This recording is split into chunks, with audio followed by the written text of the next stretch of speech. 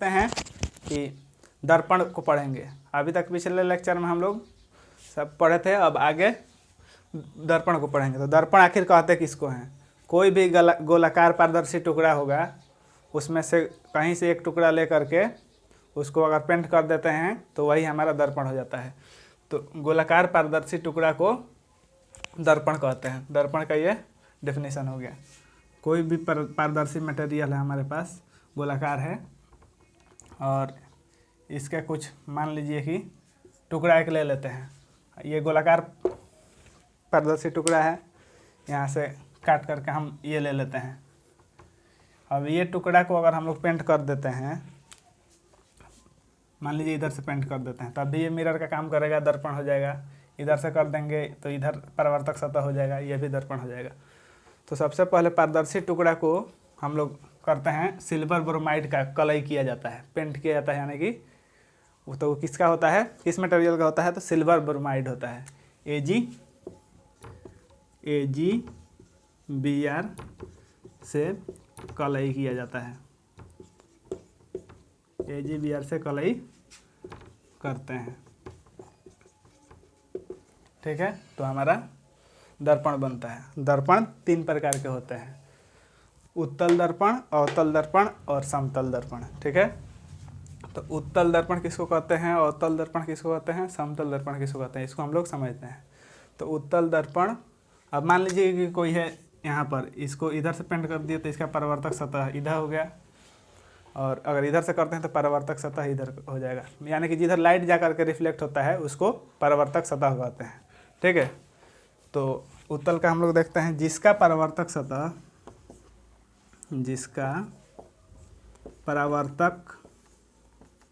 सतह उठा हो,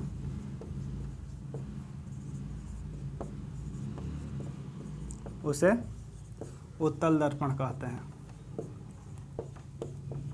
उत्तल दर्पण कहते हैं, जिसका परावर्तक सतह उठा होगा उसको उत्तल दर्पण कहेंगे, ठीक है। इसका क्या हो जाएगा एग्जाम्पल छोड़िए, पहले देखिए इसको फिगर में कैसे डिनोट करेंगे। मान लीजिए कि ये टुकड़ा ले लिए हम, परावर्तक सतह उठा हो, तो उत्तल दर्पण के लिए क्या हो जाएगा, इधर से पर हम लोग देखते हैं कि परावर्तक सतह उठा होना चाहिए। तो इधर से अगर हम लोग AgBr का पेंट कर देते हैं तो इसका परावर्तक सतह किधर हो जाएगा, इधर हो जाएगा। यहाँ पर परावर्तक सतह क्या है, उठा हुआ है। जिसका परावर्तक सतह धसा होगा, जिसका परावर्तक सतह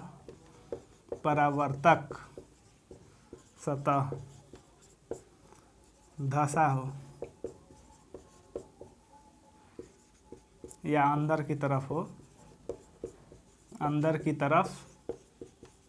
हो, उसे क्या कहेंगे, अवतल दर्पण कहेंगे।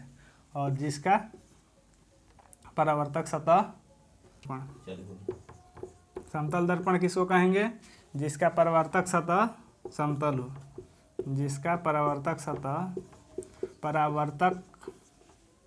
सतह समतल हो,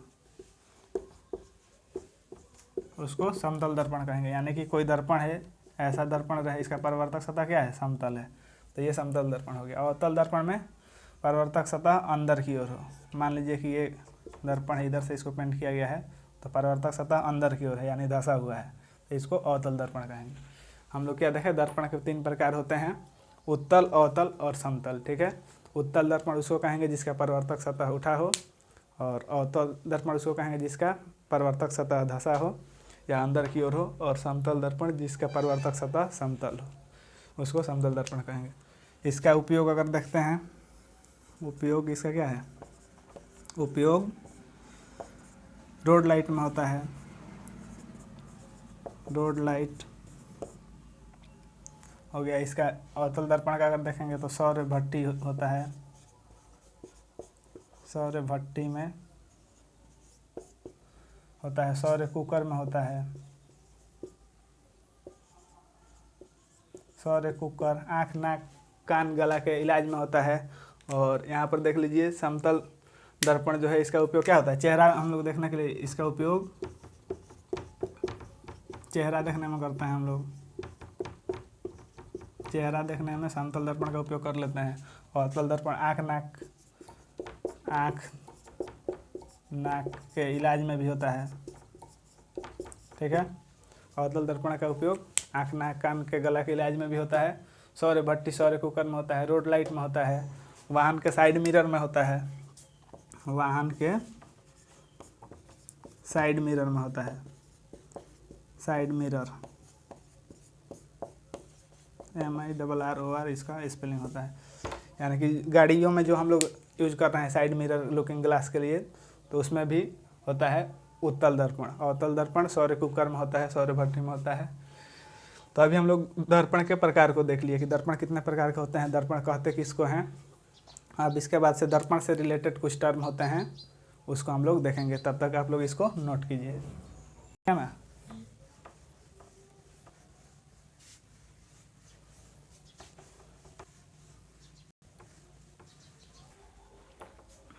तो अब हम लोग देखते हैं कि दर्पण से रिलेटेड कुछ शब्द होते हैं, उनके बारे में सीखते हैं कि आखिर वो शब्द क्या होते हैं। हम लोग यूज करेंगे आगे के टर्म में। ध्रुव, सबसे पहला है ध्रुव। ध्रुव किसको कहते हैं? दर्पण मान लीजिए कि ये कोई दर्पण है, ठीक है। दर्पण के मध्य भाग को ध्रुव कहते हैं। मान लीजिए कि यहाँ से यहाँ तक MN कोई दर्पण है, इसके मध्य भाग को ध्रुव कहेंगे, ठीक है। तो अभी हम लोग देखते हैं इसको कहते हैं किसको, यहाँ पे लिख लेंगे। यहाँ पर दर्पण के मध्य भाग को ध्रुव कहते हैं। दर्पण के मध्य भाग को ध्रुव कहते हैं। दर्पण के मध्य भाग को ध्रुव कहते हैं। कोई भी दर्पण है यहाँ पर है जिसको P से डिनोट किया जाता है, यही इसका ध्रुव है, ठीक है। ध्रुव को हम लोग समझ लिए। कोई भी दर्पण रहेगा उसके मध्य भाग को ध्रुव कहेंगे, ठीक है। अब देखते हैं वक्रता केंद्र। मान लीजिए कि ये कोई दर्पण है और ये दर्पण जिस गोलाकार पारदर्शी का टुकड़ा है उसके केंद्र को वक्रता केंद्र कहते हैं। जिस गोलाकार पारदर्शी के टुकड़ा में से इसको काटे थे उसके केंद्र को वक्रता केंद्र कहते हैं। तो इसको मान लीजिए कि एज्यूम कर रहे हैं हम लोग कि किसका था, तो इसका जो सेंटर होगा उसी को वक्रता केंद्र कहते हैं, ठीक है। तो किसको कहते हैं? दर्पण जिस पारदर्शी टुकड़ा का, दर्पण जिस पारदर्शी टुकड़ा का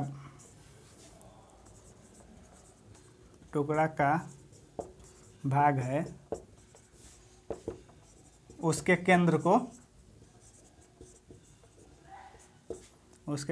वक्रता केंद्र कहते हैं। वक्रता केंद्र कहते हैं।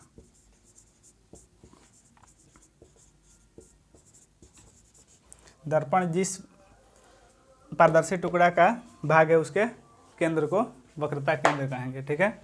और अगले टर्म को देखते हैं हम लोग, वक्रता त्रिज्या। तो वक्रता त्रिज्या किसको कहेंगे? वक्रता त्रिज्या कहते हैं वक्रता केंद्र और ध्रुव, ये क्या था? ध्रुव था, पोल के बीच के डिस्टेंस को वक्रता त्रिज्या कहते हैं। ध्रुव तथा वक्रता केंद्र के बीच की दूरी को वक्रता त्रिज्या कहते हैं। वक्रता त्रिज्या कहते हैं। दर्पण है ये, दर्पण के ये पोल हो गया, ये सी है, तो इस डिस्टेंस को हम लोग रेडियस कहते हैं, वक्रता त्रिज्या। सेंटर ऑफ कर्वेचर और पोल के बीच के डिस्टेंस को रेडियस कहते हैं। वक्रता त्रिज्या हो गया सेंटर ऑफ कर्वेचर और पोल के बीच के डिस्टेंस। ध्रुव तथा वक्रता केंद्र के बीच की दूरी को क्या कहते हैं? वक्रता त्रिज्या कहते हैं। अब मुख्य अक्ष कह रहा है, तो मुख्य अक्ष किसको कहते हैं? मान लीजिए कि ये दर्पण है, तो यहाँ पर इसका ध्रुव होगा, यहाँ पर इसका सेंटर ऑफ कर्वेचर होगा, यानी कि वक्रता केंद्र होगा। तो वक्रता केंद्र और ध्रुव से मिल करके जाने वाली रेखा को मुख्य अक्ष कहते हैं। किसको कहते हैं? वक्रता केंद्र तथा ध्रुव से जाने वाली रेखा वक्रता केंद्र तथा ध्रुव से जाने वाली रेखा को क्या कहते हैं? मुख्य अक्ष कहते हैं। तो यहाँ पर अभी हम लोग 4 टर्म देखे, क्या क्या है? ध्रुव, वक्रता केंद्र, वक्रता त्रिज्या और मुख्य अक्ष। ध्रुव उसको कहेंगे, दर्पण के मध्य भाग को ध्रुव कहेंगे। उसके बाद से है वक्रता केंद्र, दर्पण जिस पारदर्शी टुकड़ा का भाग होता है उसके केंद्र को वक्रता केंद्र कहते हैं, ठीक है। उसके बाद हम लोग देखें वक्रता त्रिज्या। वक्रता केंद्र और ध्रुव को मिलाने वाली रेखा को मुख्य अक्ष कहते हैं, लेकिन उसके बीच के दूरी को वक्रता त्रिज्या कहते हैं। इस दोनों से पास होने वाली रेखा को मुख्य अक्ष कहते हैं, ठीक है। तो इसको अभी आप लोग नोट कीजिए, फिर इसमें और 2 टर्म है उसको आगे देखते हैं। दर्पण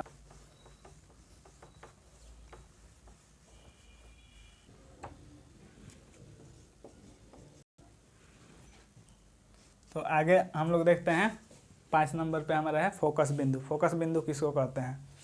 तो दर्पण के मुख्य अक्ष मान लीजिए कि ये है, ये पोल था और ये सेंटर ऑफ कर्वेचर था C, वक्रता केंद्र। इससे जो लाइन आती है उसको क्या कहते हैं? ये हमारा मुख्य अक्ष हो गया। तो मुख्य अक्ष के समानांतर आती हुई रेखा को मान लीजिए कि यहाँ पर लाइट आ रही है। तो दर्पण के मुख्य अक्ष के समानांतर आ रही है लाइन, ये प्रकाश आ रही है। परावर्तन के बाद जिस बिंदु पर आकर के मिलती है, मान लीजिए इधर से एक और कोई लाइन है, तो ये यहाँ से रिफ्लेक्ट होकर के कहाँ मिल रही है? जिस बिंदु पर मिलती है उसको फोकस कहते हैं। यहाँ पर जाकर मिल रही है, इसको बड़े पिक्चर में देखते हैं हम लोग, यहाँ पर साफ दिखाई नहीं दे रहा है। लाइन आ रही है, प्रकाश किरण आ रही है, ये रिफ्लेक्शन के बाद जिस बिंदु पर मान लीजिए यहाँ पर आ रही है, ये ऐसे रिफ्लेक्ट होगा, ये ऐसे रिफ्लेक्ट होगा। तो रिफ्लेक्शन के बाद जिस बिंदु पर मिलती है उसको फोकस बिंदु कहते हैं। ये हमारा फोकस बिंदु हो गया। प्रकाश किरणें मुख्य अक्ष के समानांतर जब आती है तो उसको परावर्तन के बाद जिस बिंदु पर मिलती है उसको फोकस बिंदु कहते हैं। ये तो था हमारा उत्तल दर्पण। ये अवतल दर्पण है, अवतल के लिए था। मान लीजिए कि उत्तल है यहाँ पर, अब इसके समानांतर लाइन आ रही है तो ये अपसरित हो जाती है। यहाँ से ये जाकर के ऐसे मिलेंगी, तो ये मिलती हुई प्रतीत होती है। तो इसको डॉटेड लाइन से दिखाया जाता है, परिभाषी होती है यहाँ पर। तो इसको ऐसे ऐसे दिखाएंगे कि यहाँ फोकस इसका कहाँ हो गया? पीछे हो गया। तो अवतल दर्पण वो था, ये उत्तल दर्पण है। उत्तल दर्पण के लिए मिलती हुई प्रतीत होती है। तो इसका फोकस बिंदु का परिभाषा हम लोग लिख लेते हैं। दर्पण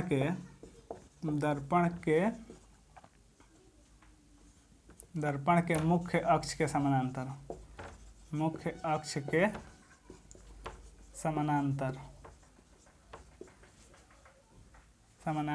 आती हुई प्रकाश किरणें जिस परावर्तन के बाद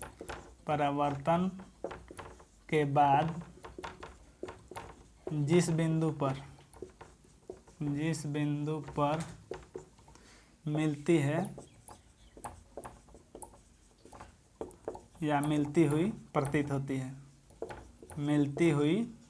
प्रतीत होती है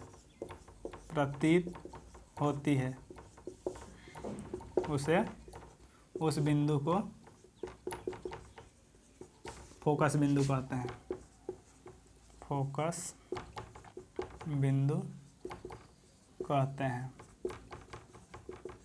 ठीक है। तो हम लोग क्या समझे? दर्पण के मुख्य अक्ष के समानांतर आती हुई प्रकाश किरणें परावर्तन के बाद जिस बिंदु पर मिलती है या मिलती हुई प्रतीत होती है उस बिंदु को फोकस बिंदु कहते हैं। अवतल दर्पण है तो यहाँ पर सीधा सीधे हमको दिखाई दे रहा है कि कहाँ पर मिल रही हैं, लेकिन वही जब उत्तल दर्पण होता है तो इसमें अपसरित होती है प्रकाश किरणें, अपसरित होती हैं। तो ये हमको प्रतीत होता है कि दर्पण के पीछे फोकस पॉइंट होता है। तो इसमें क्वेश्चन पूछ देगा कि किस दर्पण में का फोकस बिंदु दर्पण के पीछे होता है, तो उत्तल दर्पण होगा। सामने कहेगा तो वो अवतल दर्पण होगा, ठीक है। और अगला एक और पॉइंट देख लेते हैं 6 नंबर में, फोकस दूरी किसको कहते हैं? तो ध्रुव तथा फोकस बिंदु के बीच के दूरी को, यहाँ पर पोल है, ध्रुव तथा फोकस बिंदु, ध्रुव तथा फोकस बिंदु के बीच की दूरी को